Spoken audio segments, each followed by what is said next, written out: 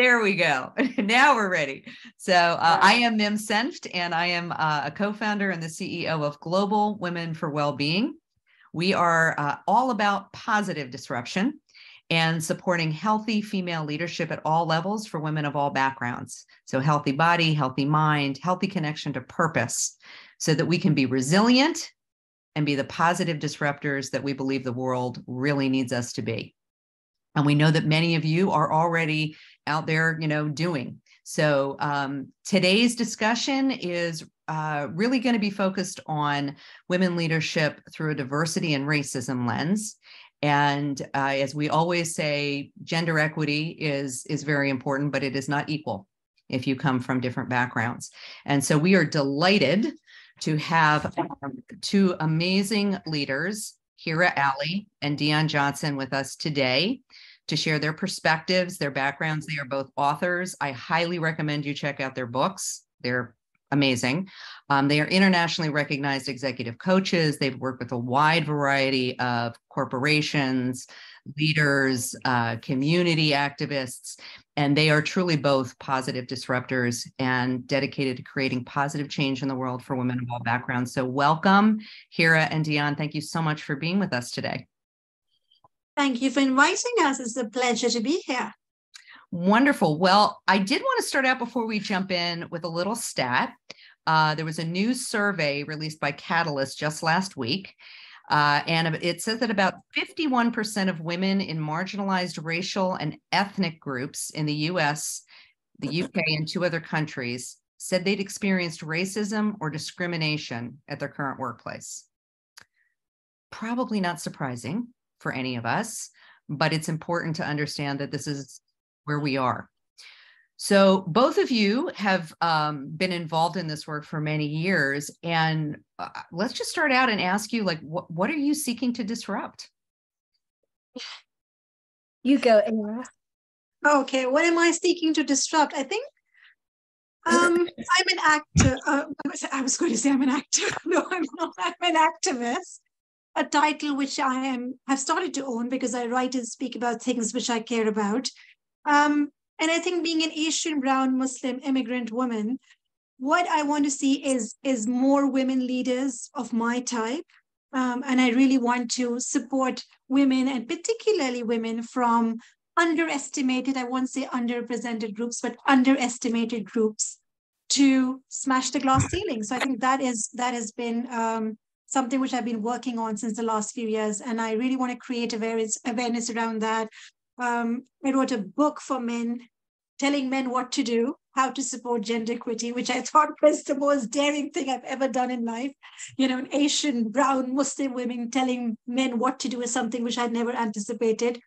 But yes, that was an interesting initiative which I undertook in the last 2 years. So yes, I think that's what it is, helping women in underrepresented groups really get to the top, smash the ceiling, overcome the internal and external barriers which they regularly experience at work. Wonderful. And Dion? Yeah, I just love underestimated groups. That's really good. I'm going to nab that one. So most of you will all know that I'm no stranger to the GW4W stage. I am part of the GW4W family, and I love these conversations. I'm usually the one that's facilitating them. So thank you to Mim and to Lynn and the team for inviting me to be on this side of the equation today. So for those of you that don't know me, my name is Dion, and my work is really all about supporting women in senior leadership. So particularly women at board level. My work is all about helping them to be more influential, to be more positively disruptive in their role. It's what I'm about.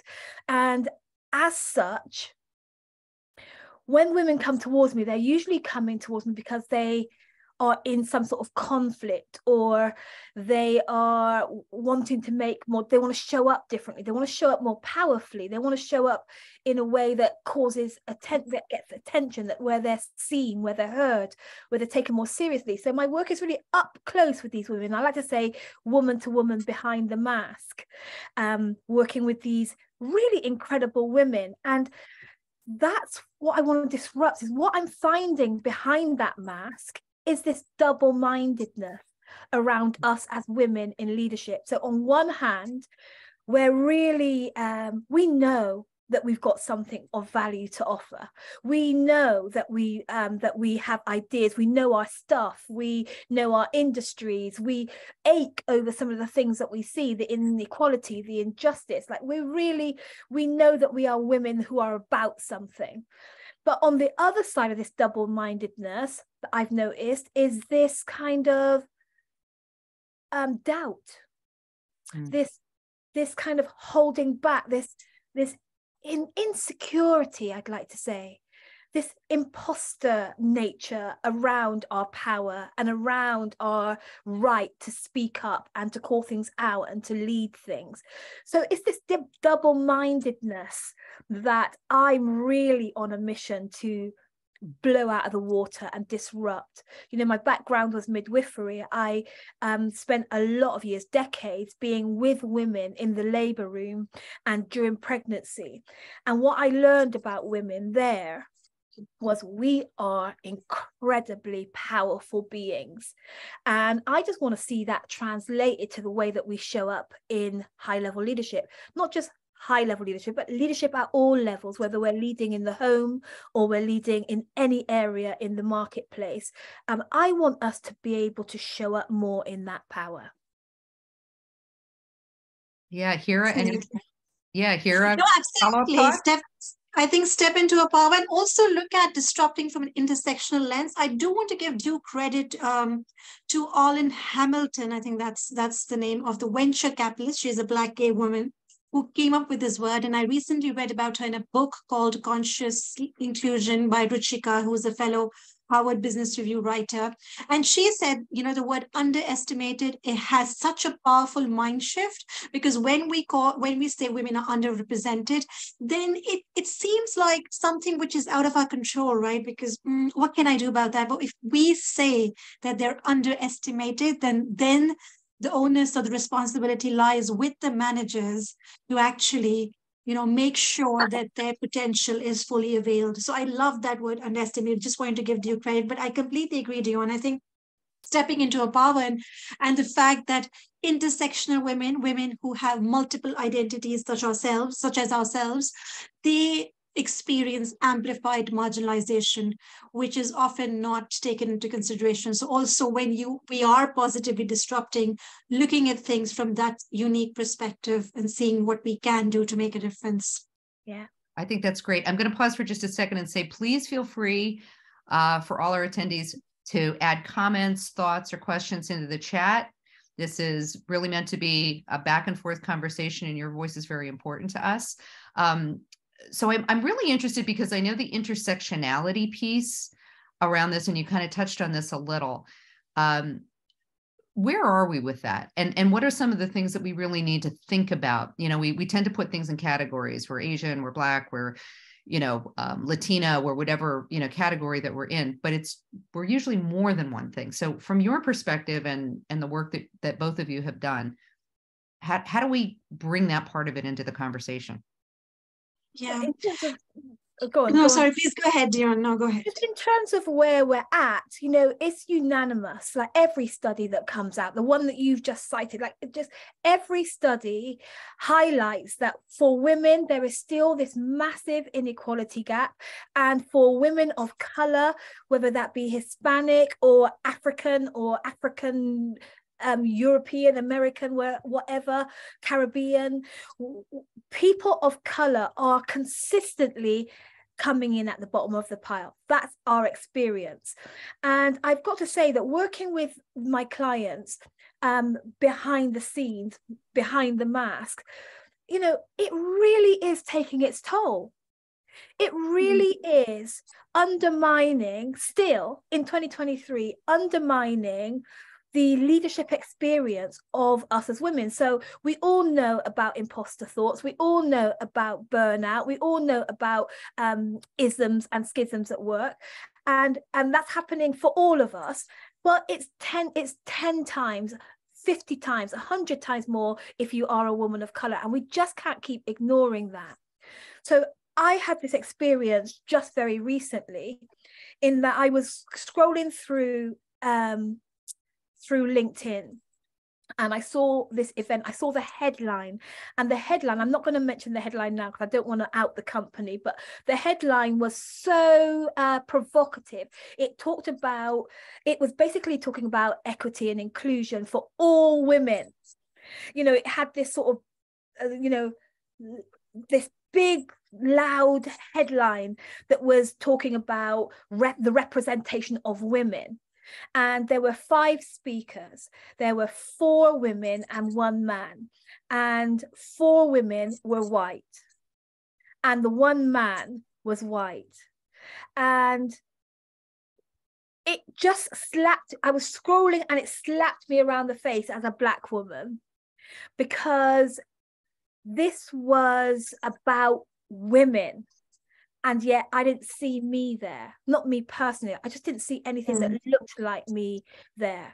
And I wondered what this meant. And I commented on the post and then got a couple of, really apologetic messages afterwards. And apologizing, of course, like the people that are running this event are real activists in this area. They are banner carriers, they are loud voices rallying for equity and inclusion. Like, they are really on the game, and yet they could produce an event that looks like this and not realize that there was a problem. And so this, I think, is a really strong picture of where we are right now, is that there's a lot of noise around diversity and inclusion, but things like this, like aggressions and micro-aggressions and exclusion can still happen right under our nose, right under our lobbying, campaigning noses. And so, yeah, I guess for me, the conversation has to be, why? Why is it so hard for us to shift the needle on this? So Hira, what is your take on that? So I think let's talk about intersectionality first. So the term, as we all know, was coined by Kimberly Crenshaw, and the reason why she came up with this term was because she saw that there was an overlap between race and gender, which was often not considered. So, for example, if you take a gender or sexist claim to the court, they will call it sexism, but they will often ignore the racial contours of that specific case. A lot of times, the challenge is that some of the challenges we face as intersectional women are so intertwined that you cannot differentiate where one begins and the other ends. So, for example, as an Asian brown Muslim immigrant woman, I face multiple biases, right? So it's xenophobia, because I'm not from here. I wasn't born in the UK. I came from another country. There is, racism, of course, because I'm Asian brown. There's also colorism. Literally, I've had people commenting on the color of my skin. So, and then, there is also Islamophobia because I'm Muslim.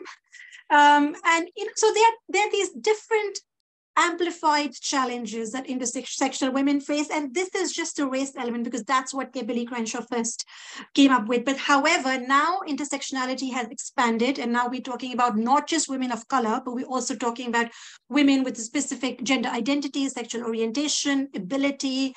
In fact, the fact that menopause, which is not a protected characteristic, even that's also being talked about when we're talking about intersectionality.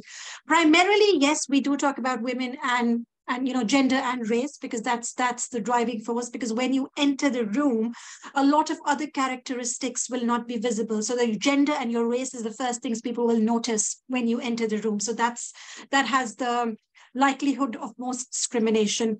And I think in terms of women of color, I know you shared some stats, and I was actually doing a bit of research myself for another presentation I was doing. And according to that, so according to that, the women of color, especially in US, by 2050, they will be the largest working force in the US. And it's going to be, and there was some other, there was actually, they will be the majority of working women in the US by 2050, and the women of color, the largest majority of women around the world.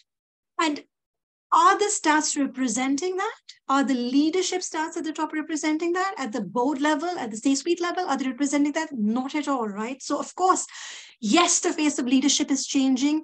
Yes, executive presence and professionalism is not as prescriptive as it used to be. We were so used to seeing white men taking the lead, and that has changed. The concept of leadership, communication, that's become more expansive. Definitely, it's changing, it's evolving. However, is it changing fast enough? That's the question, because it is not changing fast enough, and there is still a lot of work to be done. Dion mentioned this example, and honestly speaking, I think this is something which we come across very, very frequently. Every now and then you will come across teams that have been selected or panel discussions, and there will be no element of diversity in there whatsoever. So I think, yeah, I guess we just have a long way to go. And I think as women of color, of course, we feel strongly about it, but we have to understand this, that, intersectionality is now expanding to include even sexual identity and gender identity, sexual orientation, ability. And if I give you an example, so for example, if there is a Black trans woman, she is going to be discriminated not just because of her gender, but because of her race, because of her gender identity, and also because, of her faith. So it's like multiple sort of oppressions. And they're so intricate, they're so interwoven that you really don't know, what am I being discriminated for? Is it because I'm a woman? Is it because I'm Black? Is it because I'm brown? Is it because I'm Muslim? Is it because I'm an immigrant, or I'm trans? So, you get what I'm trying to say. It's just very difficult to distinguish. And so it's this oppression and exclusion experience that really does start to take its toll and undermine people's health and ability to stand up as disruptive leaders in their space. It's that even great talent, even women with lots to say, lots to bring to the table, are navigating this like on just under the surface. Just under the radar, just consistently dealing with this and having it impact the way that they're showing up, having it impact their health, having it impact the way that they're able to speak up and challenge things even, or call things out, or bring new ideas or new perspectives. And that is the real knock-on effect of all of this, is that in order to change industry outcomes, organizational outcomes, we need new ideas, and those new ideas are being scuppered when the oppressive experience and the exclusive experience are combined. So I have a question. We had a comment, and the word bias, right? Like, many of us are born into a community. We didn't choose our family. We didn't choose our religion, necessarily. So you've both done a lot of this work. When you talk about addressing bias, to kind of get to this, what does that mean for both of you? And what are some of the things that you've seen be effective in kind of getting people to understand where they're coming from? I personally believe that we shouldn't treat bias as a dirty word. I think we should accept the fact that we are all biased, because if we say that, we are not biased, we are defying science. Our brains have been structured in such a way that when we are processing everyday information, we tend to compartmentalize, right? And that's the reason why we experience generalization, we experience stereotyping. So I think the most important thing is to recognize that we all are biased. And then once we have that recognition, instead of dismissing and saying, I'm not biased, I don't see color. Well, you're supposed to see color, because if you don't see color, then you probably wouldn't know what we want. A lot of people say this, it doesn't matter to me whether you're a man or woman, whether you're Black, brown, or white. It should matter, because that's what equity is.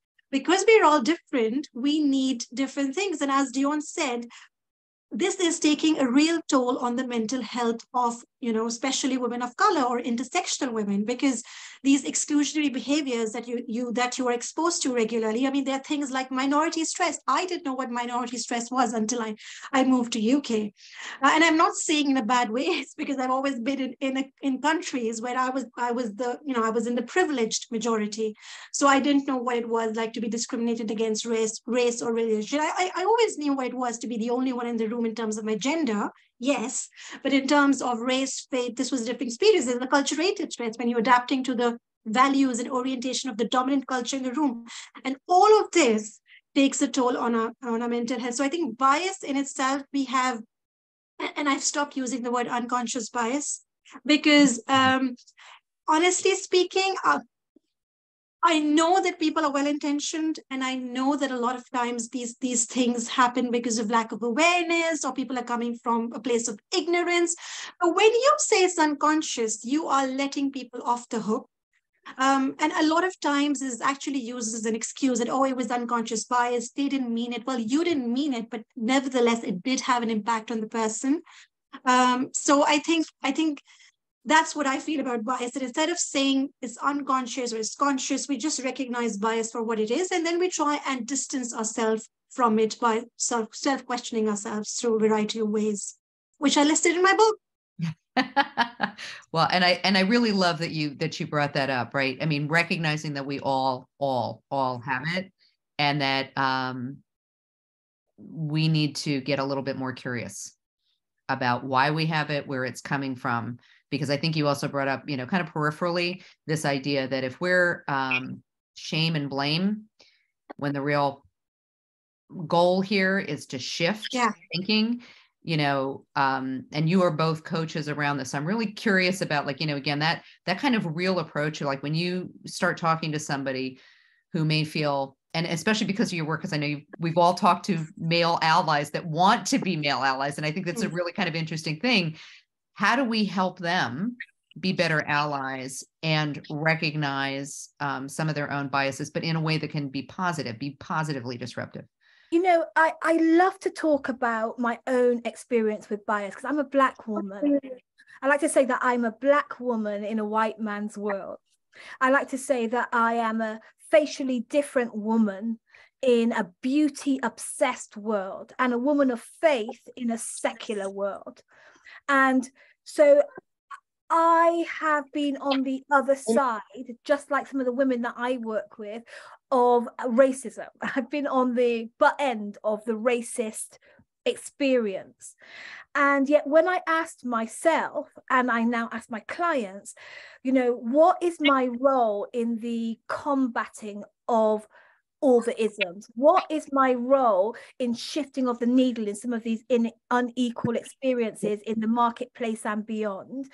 I had to realize, just like Hira said, so where does porn move? can you Hold on, I'm gonna, if we could just please mute, if you wouldn't mind. Can you mute?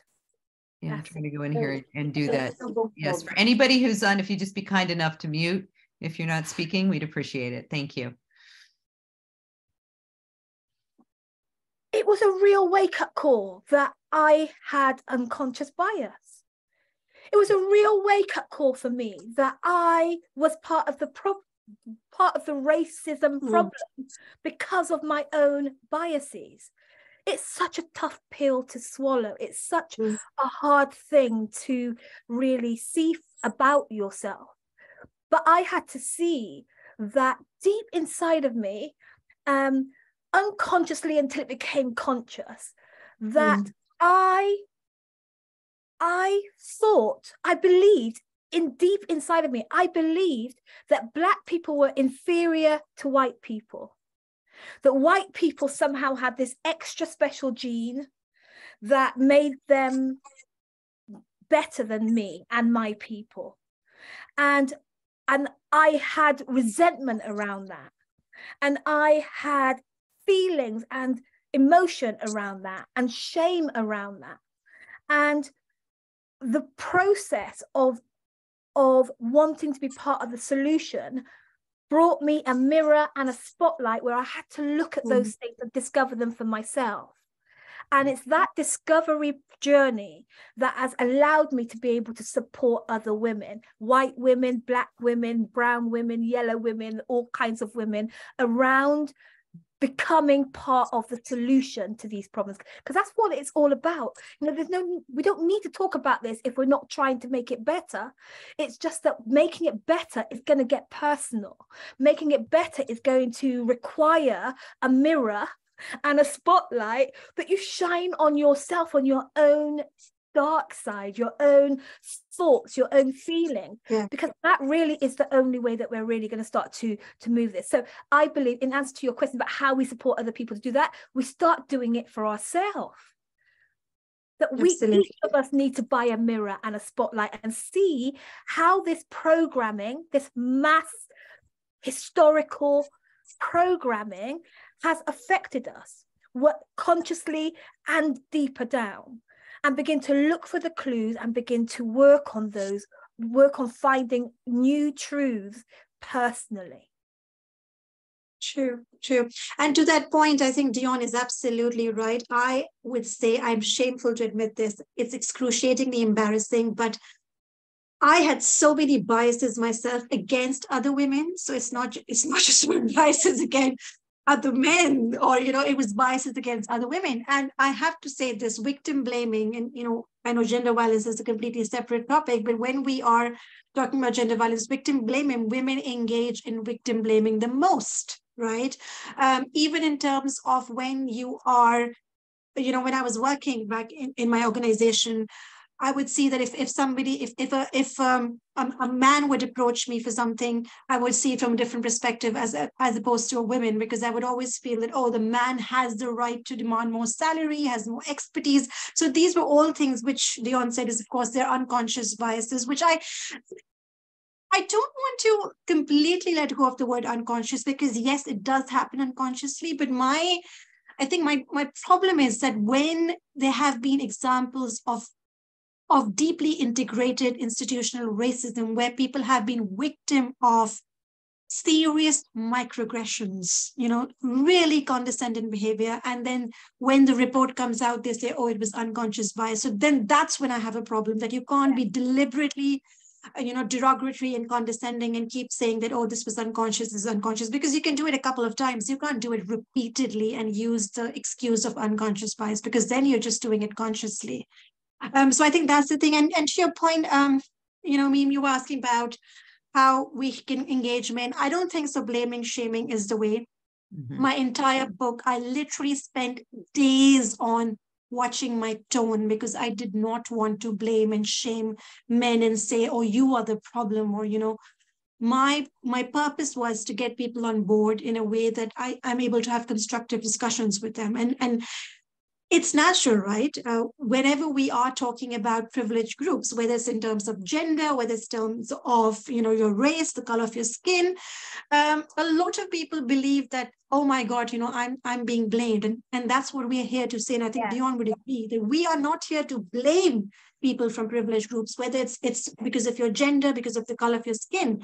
We, in fact, want you to leverage your privilege, not be ashamed of it. Leverage your privilege to support those who don't have a voice. I think that's what we are aiming for. And I think most people would agree that our goal is, a lot of people shut off. They're afraid to make mistakes. They say, oh, what if I say the wrong thing? What if people... it doesn't matter. Your genuineness is going to matter. And even if you have made a mistake, if you own the responsibility, and if you are apologetic, genuinely, then everybody is going to see it, rather than half-hearted cover-ups.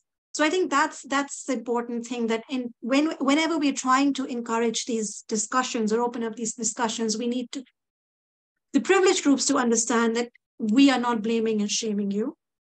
And, even as us, Dion and myself, especially as being women of color, women of faith, we also need to understand that these people are scared.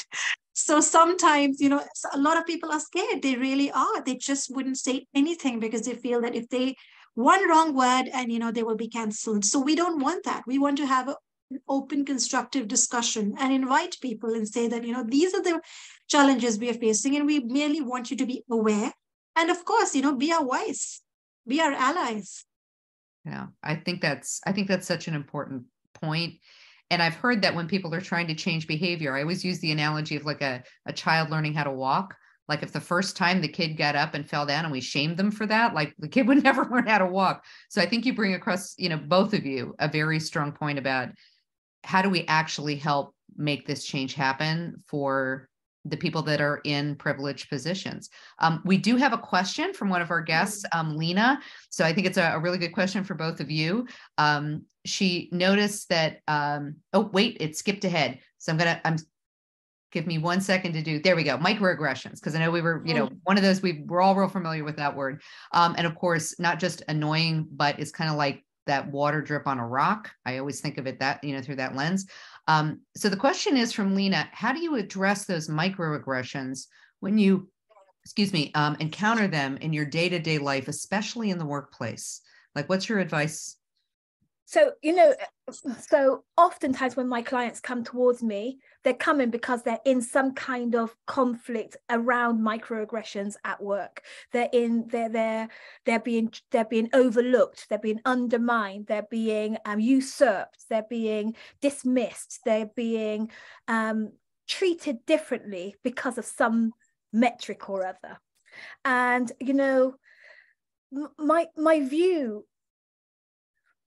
I feel like we can be commenters of the problem. We can all just spend a lot of energy, and we spend a lot of energy pointing out what's happening and why it's wrong.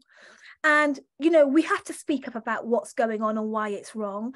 But here's what I think that we ought to be about. We ought to be about being part of the change and part of the solution.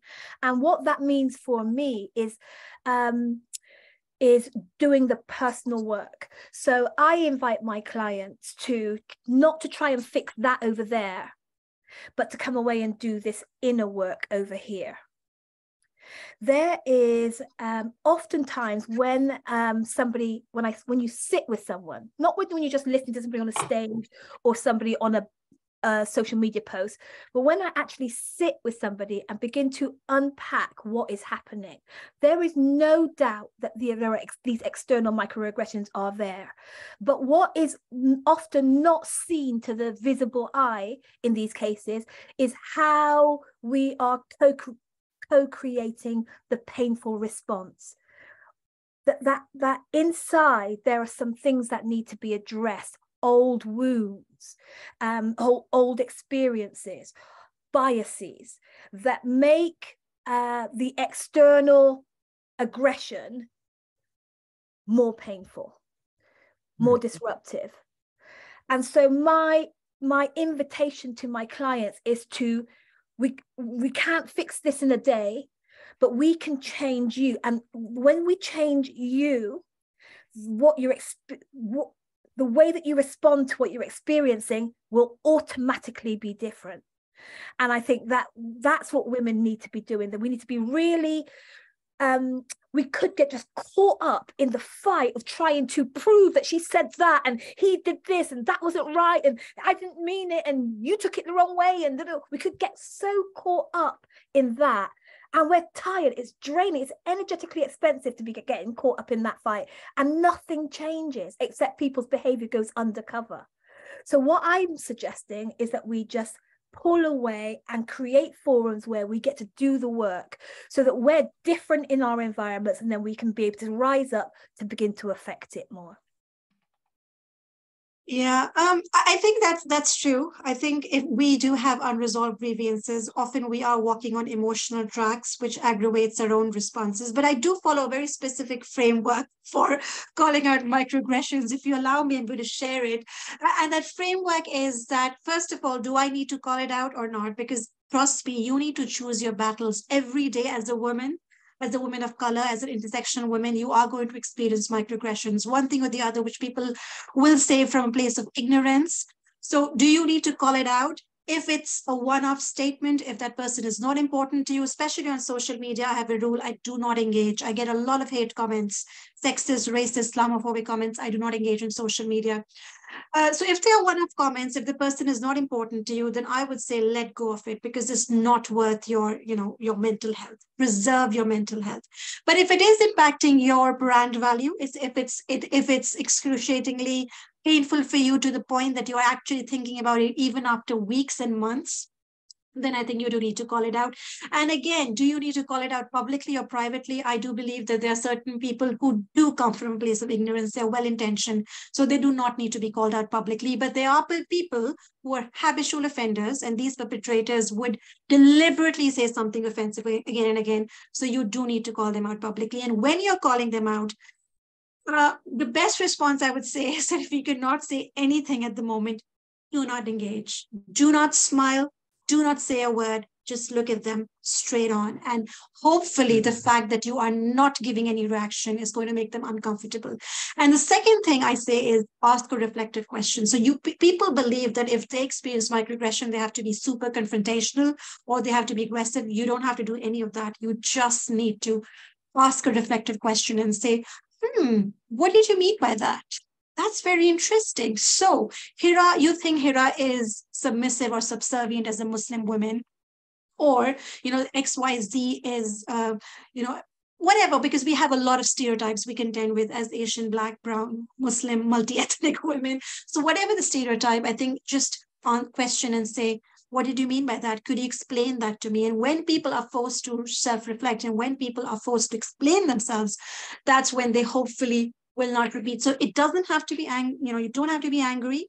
And you don't have to respond immediately either. Just take charge of your emotions, go drink a glass of water, and you take your time and then come back to it. And then just ask them, I was wondering what you meant by that. Or, you know what, I used to do the same thing, but then I realized this is very offensive.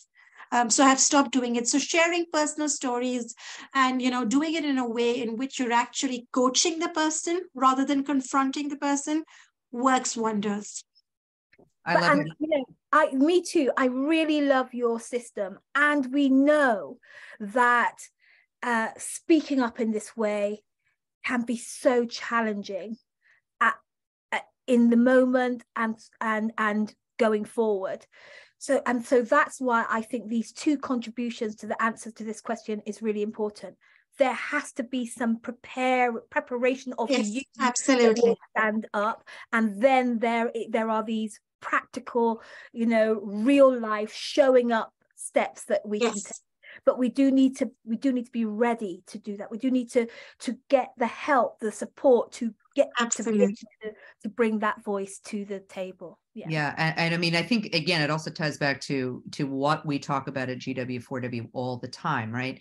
If we are exhausted, if we are overwhelmed, if we are not the practical stuff, not eating right, not doing all the things that support our resilience, like there is real physiology in how reactive we become. And so I think it's just so important what you both shared about when you hear that, are you in a place so that you can respond in a healthier way? Yes.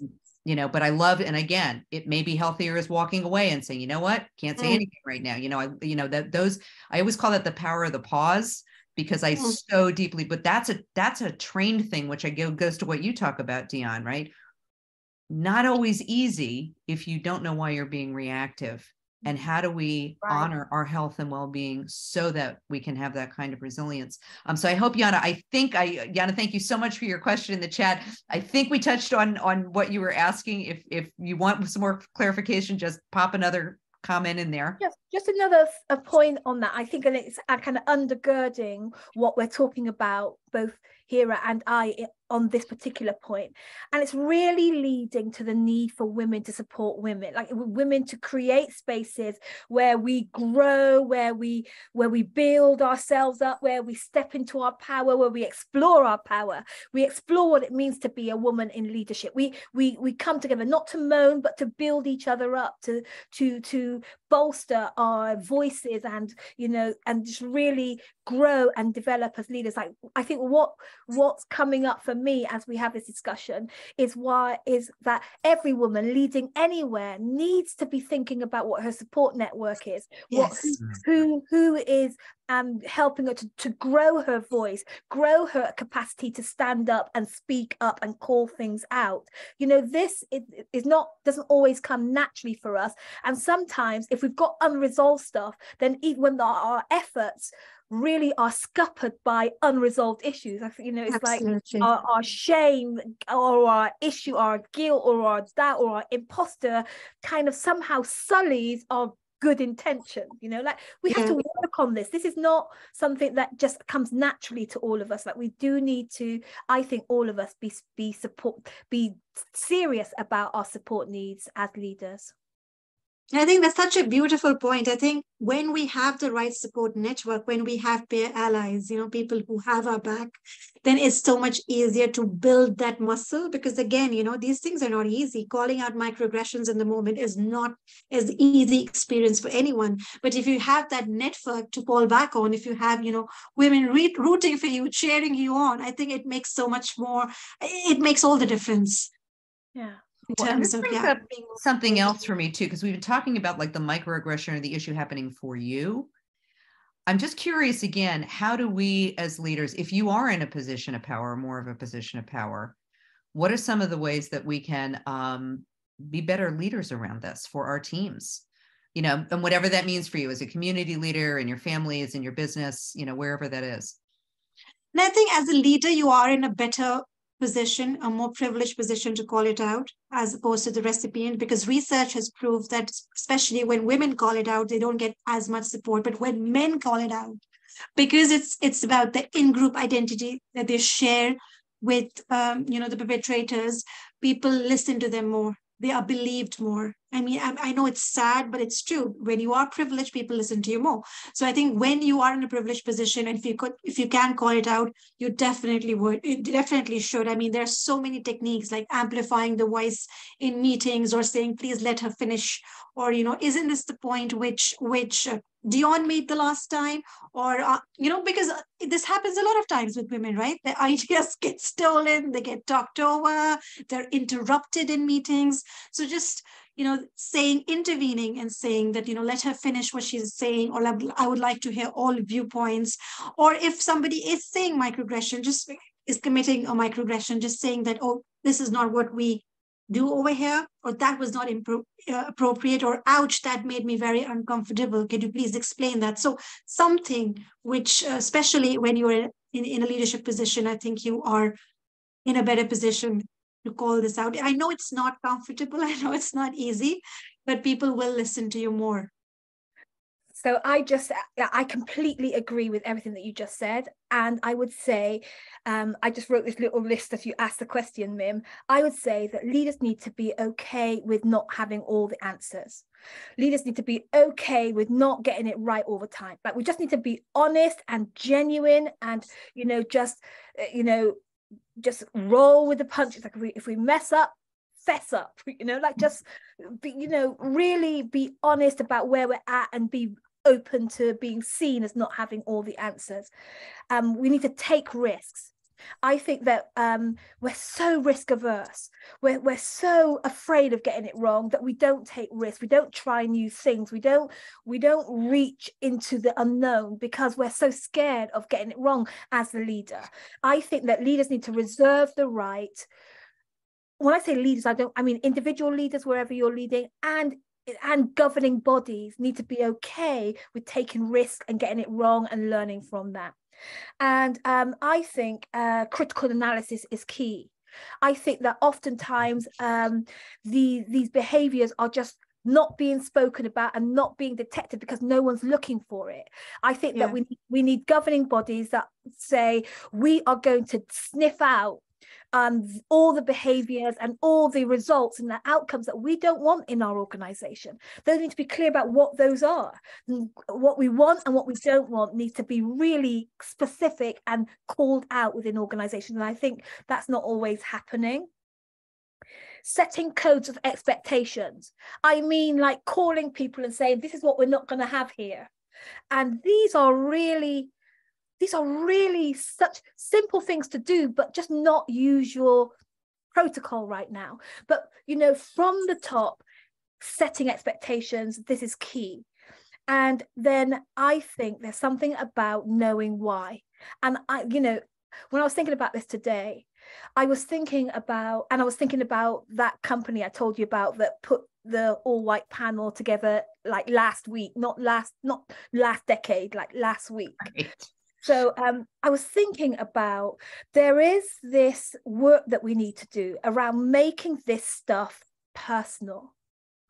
Like, we need to know why this is important for me. Like, why do we need to do this work? Why do we need to take a stand for this? Why do we need to fight against this these challenges?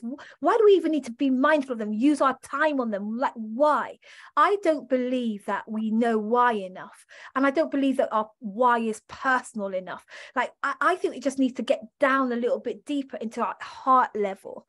You know, that this is so abhorrent to us for these reasons, and therefore we will do whatever it takes. And I think that why is really a needed thing at every level of leadership. Totally agree. You know, it's interesting as you're talking about this, Hira, you brought up something earlier, like adapting to the culture, which was very early on in this conversation today, and then thinking about, you know, not having all the answers. And I think about this shift that we want to see, this positive disruption, that there is a real connection that we go into these cultures that have been around, let's be honest, for how long, right? They're institutionalized. And so this idea of being positively disruptive and the risk realistically that we have to take to start to make that, but you know how we do this. And I also, I just want to call out over and over again, this idea of how do we support each other? So I'm going to ask the folks that are listening today a question that we've asked in workshops before. How many of you have worked for a woman that you felt truly supported you, saw you, supported your career, was a great mentor, helped you get a position? Just throw that in the chat. Yay, we've got one that says yes. Yay. Okay, 2, yay. Okay, yay. All right. And so, yes, it's great to see. Wonderful. We don't always get that feedback.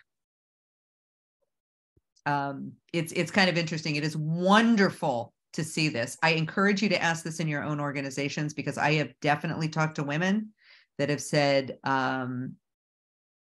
they have not necessarily been supported by, and I think about a woman who's worked her way up through an organization, and to your point, Hira, had to sort of adapt to that culture in order to get there. Yeah.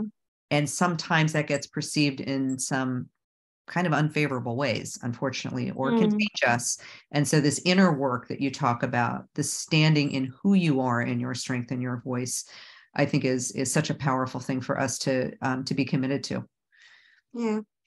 Yeah, I think there were a couple of questions I think somebody was saying that when they are interacting with people, when they're trying to positively disrupt or challenge the system, I think the feedback is not very receptive. So how do you deal with that? And I think that's a very good question, right? Because when you are trying to challenge the system, we were just talking about this today earlier on, Dion, weren't we? That there is backlash. People do not respond kindly to you when you try and challenge the system, when you're trying to positively disrupt. And I would say, first of all, of course, do preserve your mental health. It is very, very important to take care of yourself. And you mentioned this too, that you have to take care of your health, your sleep, your diet.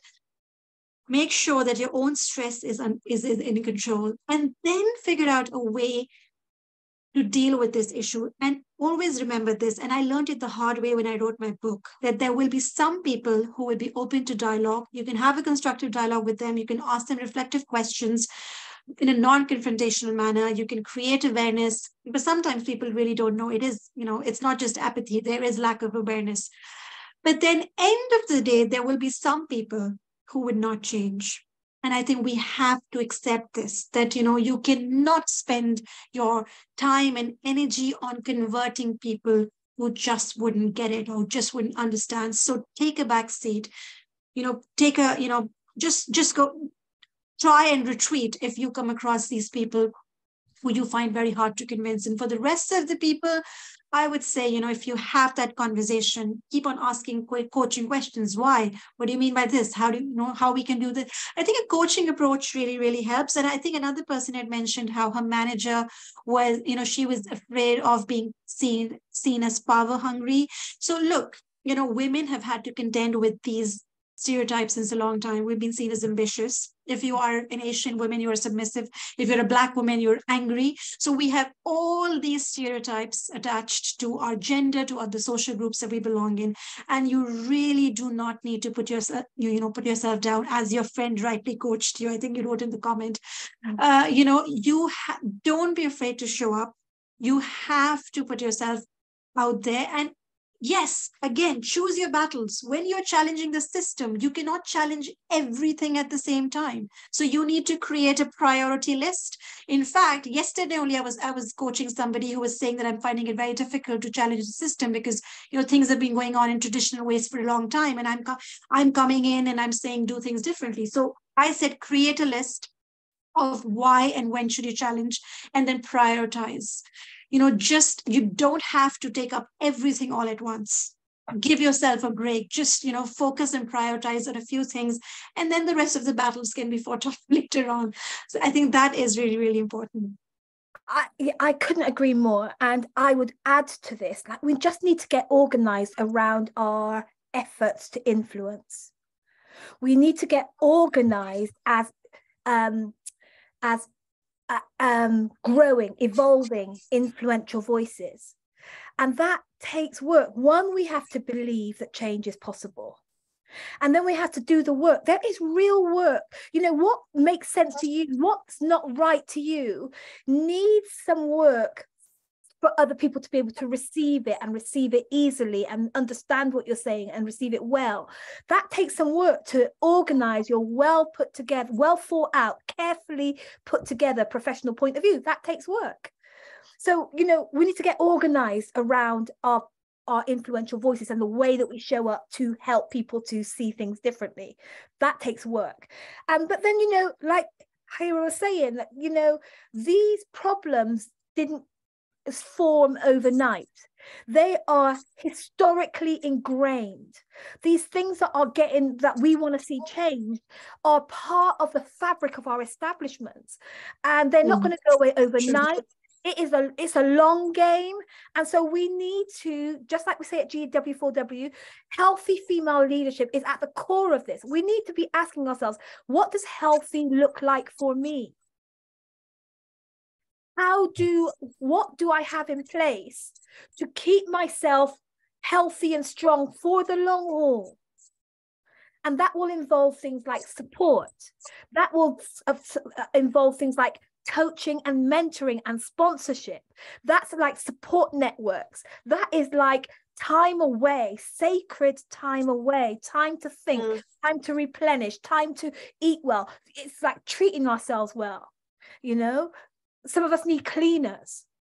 Some of us need more help with the childcare. Some of us need to sharpen up, practice using our influential voices in our homes, negotiate in housework or care of our elderly parents. This is a long game.